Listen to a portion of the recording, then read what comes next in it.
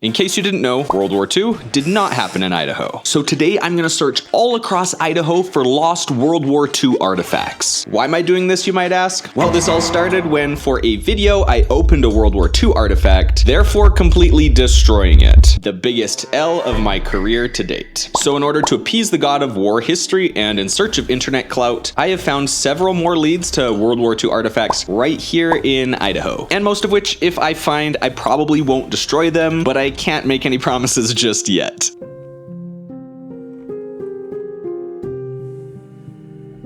So let me share with you my 5-step plan to make this happen. Step 1, we are going to fly in an airplane to Idaho Falls, because if there's one place known for its involvement in World War II, it's absolutely not Idaho Falls. Step number 2, we're gonna learn Morse code so that we can communicate with the locals. That way they're gonna be able to tell me where these hidden World War II artifacts might be found. Step number 3, we will use deadly force if necessary because this is important and sometimes people need persuading. And steps 4 and 5, which I'm not legally allowed to disclose, but let's just say carrier pigeons. Mr. President, we got him. Coming up first, we got the gun shop in Idaho Falls. They're literally just a local gun shop. Let's see if they have any leads for us. Now we're gonna talk to somebody you might recognize. You've seen him in some of my videos before. Trevor. What is up? So we're searching for World War II items. Let's go take a look. All right. We've got an M1 carbine there. Shooting them's pretty fun. It's like shooting a pistol that's put into a rifle. We actually have a Lee Enfield on the shelf right now, which is pretty cool. From across the pond, right? Last but not least, one that doesn't need a real introduction, we got the good old Mosin gun. This one's got a bayonet on it, kind of fun. I'm gonna say that thing is super long. Almost as tall as I am there, we're getting close. So those are 3 rifles from World War II. There's only one problem. I think these might be a little bit outside of my price range. So where do you think that I could go to find World War II artifacts? I think you could probably go check out the... That'd probably be a good place to go check. Let's go. So I think we've got a pretty good lead, but let's head over to one more local gun shop and we're gonna see if they have any other World War II artifacts or gear. So the second place I wanted to visit is Guns and Gear. Immediately in the front entrance, the first thing I notice are stacks upon stacks of ammo cans. Looking around this place, it is absolutely mind-blowing. This is all ammunition with just stacks and piles of crates of thousands and thousands of rounds of 9mm. And I did some quick math after counting up all of the piles, and from what I can see, there's 500,000 rounds of ammo in this place. I think we gotta ask some of the employees. They're definitely gonna have the best idea if there's anything World War II in this store right now. So we've got a replica of an MP40 chambered in .22 long rifle. We've got an auto ordnance M1 carbine chambered in .30 carbine. And right around this corner here, we've got an M1A. So Quaid, where should I go if I want to find some World War II artifacts? Everything you guys had was new replicas. I'd probably recommend... Cool, that's not too far away. So by now, 2 people have recommended the exact same place. Military surplus warehouse. I'd probably recommend Army Surplus. So I think it's time I go across town to uncover the truth. Can you in fact find World War II artifacts in Idaho? Well, in order to know this, we gotta get our facts straight. So here's what my research turned up. It's called the Army Surplus Warehouse. And from everything I can find, it's Idaho's largest stockpile of military surplus gear and artifacts. The second thing my research turned up is that this place is called the Army Surplus Warehouse. Yeah, it's a surplus warehouse called the Army Surplus Warehouse. That's like calling Chick-fil-A chicken sandwich or opening up a gun shop and calling it the gun shop. So let's hit the road. Holy cow, there it is. This thing is huge. It looks like ChatGPT was correct. Idaho's largest surplus warehouse.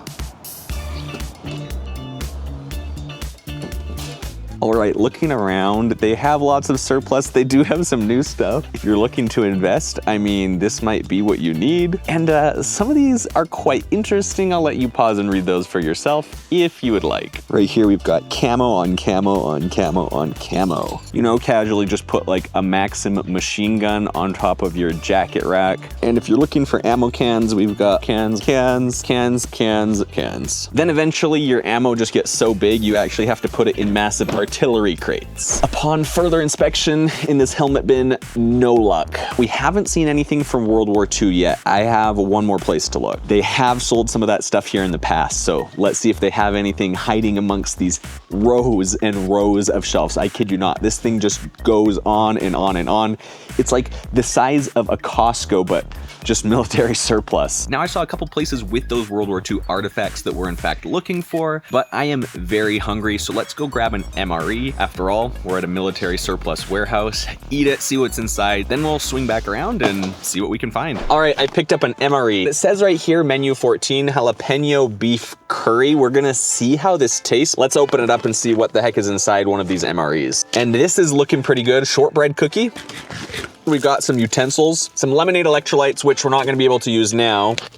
The cracker made like a legitimate hissing noise when I just opened it up. We've got that peanut butter. Cheers.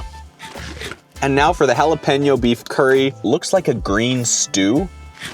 Well, now that we're fully fueled up, let's get back in there. I had my eye on a couple things in a couple different places. I think we found what we're looking for. Found some World War II toilet paper. This is very interesting. I'm gonna show you guys what this is later.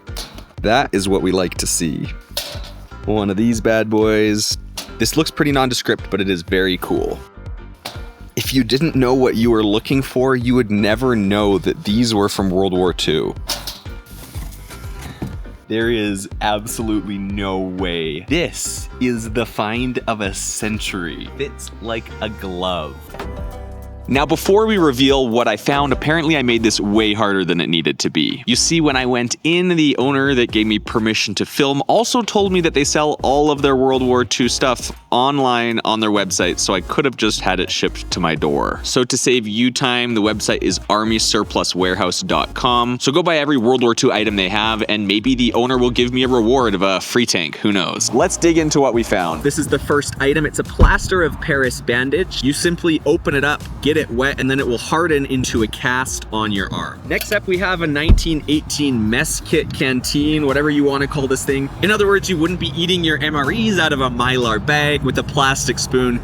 You'd have something a little bit more like this. This right here, if we actually open it up, you can see that there is tissue paper inside. This is World War II toilet paper. This is military issue toilet paper. That's kind of weird to say. These right here are called leggings, but you probably know them better as gaiters. If they go around your foot and it keeps your boots dry. Right here we have some World War II military tax. I don't know how else to say it. And finally, the jacket. What we have right here is actually Swedish Army, and it is a fitted wool jacket that they made at the time for World War II. After putting on this jacket, I can say it does block out the wind effectively. So in total, we found 6 items from World War II. The total price for all of this came to $120. So can you find World War II artifacts in Idaho? Well, it turns out the answer is yes, but here are my thoughts on this. Obviously, war is not a good time for anybody, but by hunting for these artifacts, you can own a little bit of history for yourself. Not to mention, these World War II items that we found are great if you're a collector or if you have a history buff in your life. They make an amazing gift. After all, the real friends are the artifacts we found along the way. So turn on that dang notification bell and we will see you next time.